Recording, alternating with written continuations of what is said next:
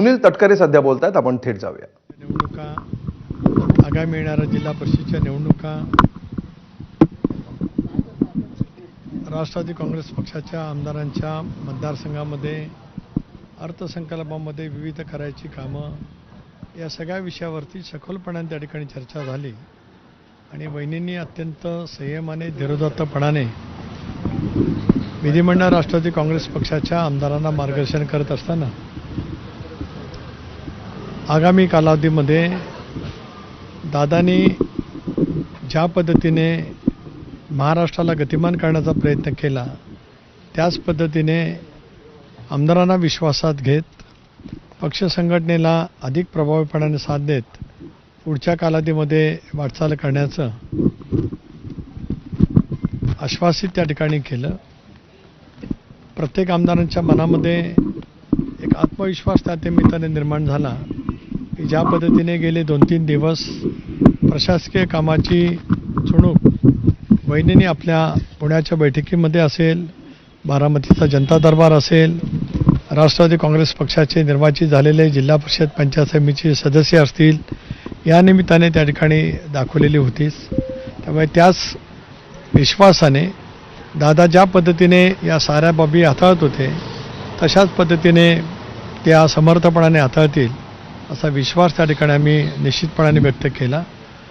23 तारखेला शोकसभा आहे. 26 तारखेला राष्ट्रवादी काँग्रेस पक्षाच्या राष्ट्रीय अध्यक्षपदाची निवडसुद्धा करण्याचा आम्ही त्या ठिकाणी निश्चित केलेला आहे.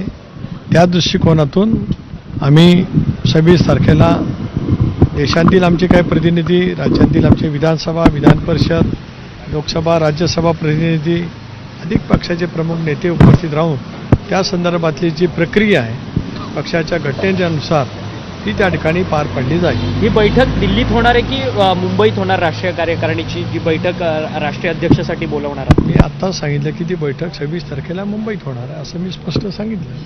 आजच्या बैठकीमध्ये काही विलिनीकरणाच्या संदर्भात तो विषयाचा अजेंडा त्या ठिकाणी नव्हता.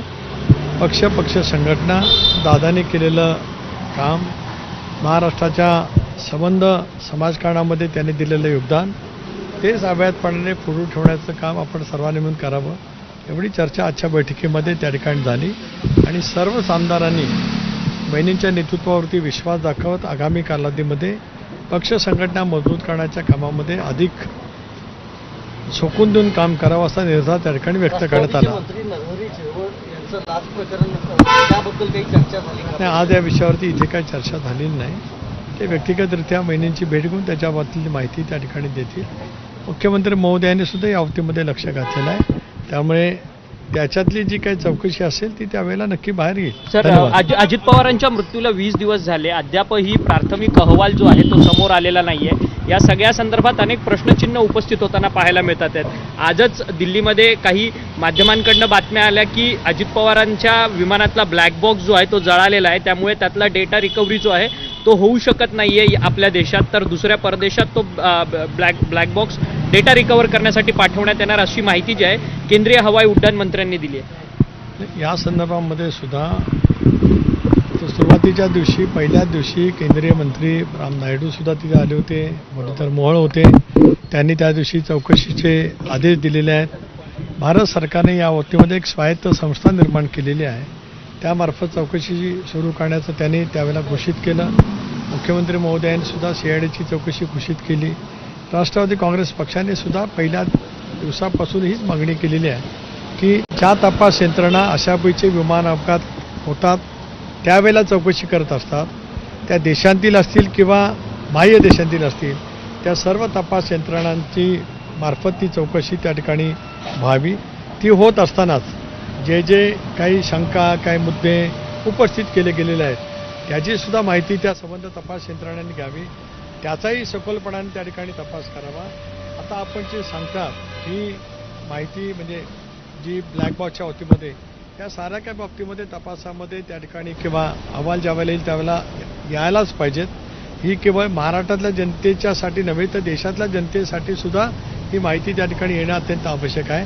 राष्ट्रवादी काँग्रेस पक्षाने ही ठरवलेलं आहे की या संदर्भामध्ये सुद्धा अधिक काय आपल्याला काय कारवाई करता येईल त्या दृष्टिकोनातून सुद्धा रोहित पवार याच पद्धतीत रोहित पवार देखील खाजगी गुप्तहेर संस्थांकडनं या सगळ्या संदर्भाची चौकशी करणार असल्याची माहिती समोर येते. रोहित पवारांनी दिल्ली बुधवारी त्यांना पत्रकार परिषद घेण्याचा त्यांना पत्रकार परिषद घेण्याचा अधिकार आहे.